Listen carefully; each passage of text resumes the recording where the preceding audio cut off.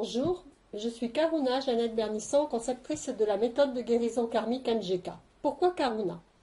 Lorsque vous avez atteint un niveau spirituel qui rayonne autour de vous, vous vous trouvez un jour face à face avec un grand maître qui perçoit votre nom d'âme.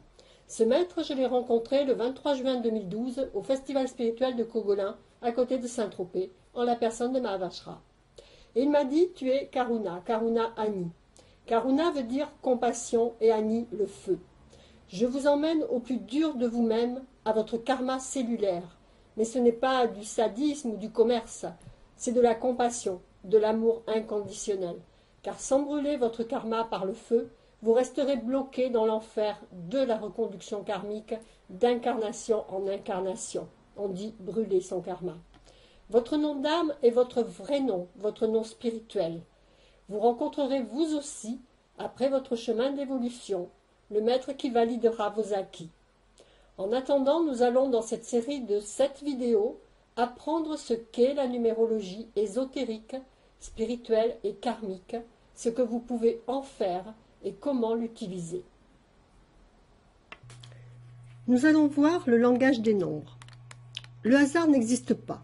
Tout est arrangé d'après les nombres, dit Pythagore au VIe siècle avant Jésus-Christ. La source kabbalistique de la numérologie signifie recevoir la tradition. Elle étudie Dieu et est considérée comme le lien qui unit l'humain au divin. Longtemps réservée aux initiés et maintenue secrète, interdite même à certaines époques par le clergé, la science des nombres s'est démocratisée au début du XXe siècle. Bien ou mal, car par ignorance et par induction commerciale de certains praticiens, nombre de personnes la prennent pour voyance ou divination. C'est dommage car ce n'est pas le but. Votre chaîne numérologique est votre ADN spirituel, le code secret donné aux hommes par Dieu lui-même, dit la Kabbale, le mode d'emploi de l'incarnation comme j'aime l'appeler. En l'étudiant, vous allez découvrir ce que vous êtes, oui, mais ça vous le savez déjà. Vous allez découvrir surtout ce que vous devez être, et surtout ce que vous ne devez pas être. Nous allons voir le fonctionnement et l'utilisation de la numérologie. Le quotidien, la roue karmique vous entraîne vers une destination, et ce, de par vos propres comportements.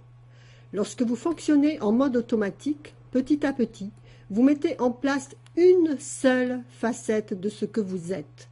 Et bien souvent, cela ne correspond pas à vos désirs intimes. L'étude de votre chaîne numérique va vous permettre de découvrir toutes ces facettes cachées de vous-même. Vous allez pouvoir comprendre vos réactions, optimiser des potentialités qui sont inscrites en vous et que vous ignorez, mais qui vous appartiennent, que vous avez le droit de faire vivre et d'exploiter. Vous trouverez ainsi votre certitude. C'est important, car sur cette certitude, votre subconscient va pouvoir s'appuyer. Même votre mental n'aura plus de prise pour vous faire douter. Car sans support concret et visuel, vous êtes toujours dans l'incertitude d'aller dans la bonne direction ou pas, surtout face à un changement, et votre ego, votre mental, se régale de cela. Pour vous donner un exemple concret, une de nos étudiantes de la méthode de guérison karmique MGK, que nous allons appeler ici Jessica, m'a téléphoné hier. Sur un chemin de vie 8 karmique, elle était obligée de travailler dans une branche qui ne lui plaisait pas vraiment. Elle a une fibre artistique qu'elle avait été obligée de mettre en stand-by. À la lecture de sa chaîne numérique, elle s'est aperçue qu'elle avait à un poste clé, en plus, celui de son expression, un gros potentiel artistique. Donc dans la conversation, je lui ai expliqué qu'il serait bien qu'elle prenne un pseudo avec les chiffres karmiques qui lui manquaient, à savoir du 3 ou du 8, donc des lettres C, L ou U, et H, Q ou Z. Parce que là, nous utilisons Jessica, mais il n'y a pas vraiment le C dans son prénom qu'elle utilise. Il faut bien comprendre que votre énergie vibratoire est celle de votre état civil de naissance, date de naissance, nom et prénom. Mais lorsque vous prenez un pseudo ou un surnom dans le domaine où il sera utilisé, dans le cas présent le milieu artistique, Petit à petit, cette énergie va vibrer et vous entourer, et ainsi elle prendra sa place. Une anecdote célèbre raconte l'histoire d'une célèbre marque de voitures étrangère qui n'atteignait pas ses objectifs de vente. Après l'étude du nom de la société, un numérologue suggéra de changer la première lettre du nom, qui était un S, par un T. Dans les 9 mois qui suivirent ce changement, les bénéfices de la société doublèrent. Il s'agit de Toyota. Ce qui passe la vibration de 5 instabilité à 6 stabilité et responsabilité. Ceci n'est pas un cas isolé, car que vous y croyez ou pas, il faut savoir que même des recruteurs étudient votre numérologie et votre graphologie avant de vous proposer un poste. J'ai régulièrement des demandes dans ce sens. Et vous voyez ici l'importance du choix dans une création de nom de société ou de pseudo, ou de prénom pour un enfant, etc. Une adresse aussi. Toujours est-il que dans le cas de notre consultante, elle me disait hier qu'au vu de tout cela, elle allait créer son label. C'est une grande satisfaction pour moi lorsque je vois une parfaite utilisation des nombres comme cela. Il est évident que je ne vais pas du tout lui conseiller de laisser son travail alimentaire et de foncer tête baissée à l'aventure. Il y a un gros bagage karmique à travailler, surtout sur un chemin de vie 8, qui est, oui, comme on peut le lire partout, réussite et gloire matérielle. Mais ceci n'est qu'un aspect superficiel de la question, qui crée une énorme frustration par ignorance. Le 8 est avant tout le chiffre du karma. Et la réussite matérielle, oui, mais après le nettoyage karmique.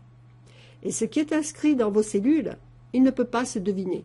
Mais il peut se subir, oui, dans l'ignorance. Seuls les nombres nous en dévoilent les secrets. L'astrologie également donne des informations. Mais les planètes ont bougé et l'astrologie classique n'est plus exacte. Dans le cas de Jessica, sans la lecture numérologique, que se serait-il passé? Un travail non satisfaisant entraîne frustration.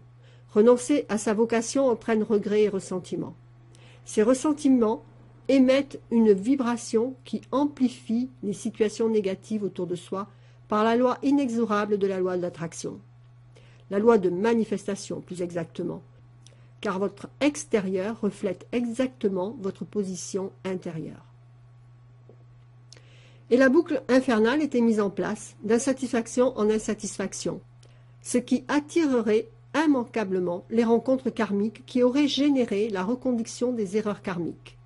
Et l'incarnation était négative au lieu de positive, avec ses lourdes conséquences de création de nouveaux univers karmiques, de nouvelles dettes karmiques. Là, de par son attitude, elle se donne la chance d'attirer à elle des situations, des personnes qui lui permettront de se produire. Bravo donc à Jessica pour sa connexion spirituelle. Dans la prochaine vidéo, nous allons calculer ensemble votre chemin de vie et son premier niveau karmique. Je vous propose dans cette série de cette vidéo de calculer certains de vos points clés et de voir ensemble les différents éléments de lecture de votre numérologie ésotérique, spirituelle et karmique. C'est-à-dire les 4 points du bagage karmique, la lecture secrète de votre subconscient, la lecture de votre destinée, l'utilisation des informations annuelles, mensuelles et quotidiennes. Comme cela, à la fin de cette série vidéo, vous serez incollable sur cette passionnante et fabuleuse science exacte qu'est les nombres. C'était Karuna, conceptrice de la méthode de guérison karmique MGK. À demain.